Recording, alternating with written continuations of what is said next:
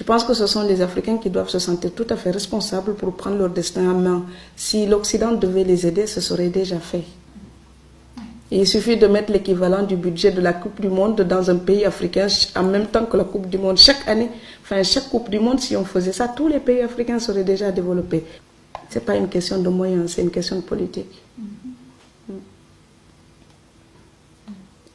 Et une question de prise de conscience. Oui. Je ne comprends pas que les Africains puissent se mettre toujours, il faut nous aider, il faut nous aider. Mais non, quand votre maison brûle, vous n'attendez pas le voisin, vous commencez à éteindre. Je sais qu'ils luttent, je sais qu'ils travaillent en Afrique, mais il faut qu'ils soient encore plus conscients que leur avenir est dans leurs propres mains, que ça ne viendra pas d'ailleurs. C'est un gros mensonge. S'ils y croient, ils se trompent. Maintenant, peut-être que je suis pessimiste en disant ça, mais je ne peux pas dire le contraire parce que je ne le crois pas. Parce que moi, quand je me cassais la gueule, il n'y a personne qui est venu me sauver. Donc, et je pense qu'on peut mettre ça à l'échelle d'un village, d'un pays et d'un continent. Il y a la solidarité traditionnelle africaine qui était là pour aider les plus démunis entre nous. Maintenant, il faut oser dire qu'elle est devenue aussi trafiquée, elle est tronquée, elle est hypocrite. Vous avez des tas de feignants qui sont là, qui vivent sur le dos des autres comme des saprofites. Donc, si je ne travaille pas, mon cousin, ma cousine ou ma soeur ou mon frère va me donner à manger. Ce n'est pas une vie. À un moment donné, il faut se dire, tout le monde a la responsabilité d'assumer son existence. Et on n'a pas les mêmes chances. Et ceux qui ont un peu plus de chance, ils doivent aider les autres à pouvoir avancer. Mais les autres, ils ne doivent pas croiser les bras et dire, quelqu'un d'autre va me nourrir tout le temps. Il faut que l'Afrique perde aussi ça. Autant l'Occident est trop égoïste, autant l'Afrique est tellement partageuse qu'elle rend les gens irresponsables. Je pense encore une fois que la solution est dans le mélange des deux, pour une moyenne. Voilà. Il y a eu des documentaires où on voit des filles africaines qui se mettent des crèmes sur la peau pour se blanchir. Vous avez des filles africaines qui font des régimes pour devenir comme ça, comme les top modèles. Enfin, non. On est cambré, on a des petites joues, ça fait des trous quand on sourit et nos fesses sont rebondies dans nos jeans. Mais c'est sublime. Donc il faut que les gens apprennent à respecter leur nature. Mais quand je suis au Sénégal aussi, ils disent sénégalaise, je leur dis, c'est plus dur d'ailleurs de le rectifier là-bas. Parce qu'eux, ils disent sénégalaise, je dis franco-sénégalaise. Parce que je suis sénégalaise, mais je ne renie pas ce que l'autre culture m'a donné aussi. Parce que je respecte. Donc je suis vraiment franco-sénégalaise.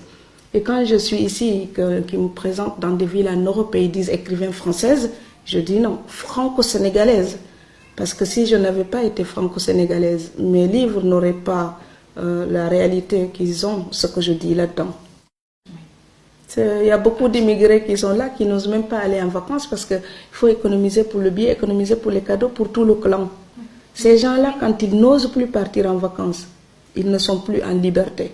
Ils sont pris en otage par un système traditionnel qui fait d'eux des esclaves, qui produisent pour entretenir des gens qui vivent psychologiquement mieux qu'eux. Donc, à un moment donné, il faut aussi que l'immigré soit conscient qu'il est devenu un instrument d'une tradition qui est falsifiée, qui est modernisée pour devenir profiteuse et capitaliste. Cette tradition qui était sociale et humaine, elle se tourne vers le capitalisme.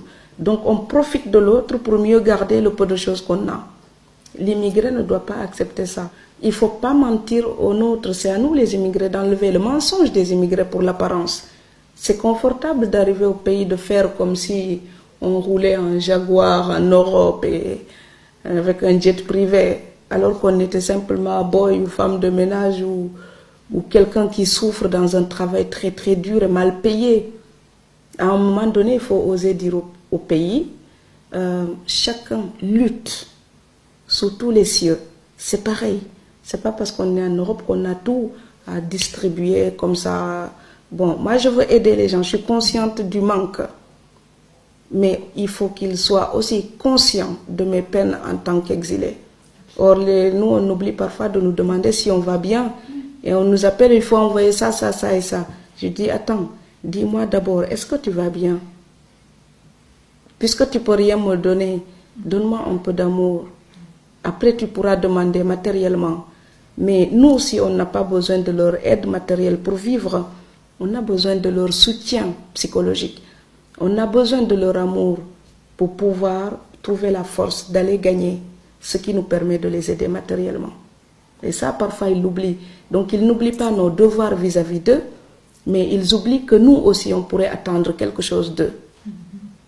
Il y a l'égoïsme du pauvre. On a tendance à l'excuser tout le temps. Mais le pauvre, il pense toujours qu'il n'y a que lui qui est malheureux sur terre. C'est terrifiant. C'est pour ça que je dis le tiers-monde ne peut voir les plaies de l'Occident. Les siennes l'aveuglent. C'est que comme on manque de beaucoup de choses là-bas, parfois ils pensent qu'ils sont les seuls à connaître des problèmes à résoudre, à souffrir de quelque chose. Non, les gens peuvent être très riches et très malheureux, et l'Occident est très riche et parfois très malheureuse. Très malheureux, l'Europe, j'ai pensé. Et donc, ce décalage entre l'immigré et la famille se joue là. C'est qu'ils pensent comme l'immigré est censé vivre mieux, il est forcément bien dans sa peau. Eh bien, il y a une autre tragédie qui est épargnée aux pauvres. C'est le jour où on a gagné tout l'argent nécessaire pour mener la belle vie. Mais il vous manque tellement d'amour ou tellement de famille pour être bien dans votre peau et jouir de votre bonheur. Et ça, les pauvres, ils ne pensent pas ça. Ils pensent juste à ce qui leur manque. C'est peut-être une chance d'ailleurs.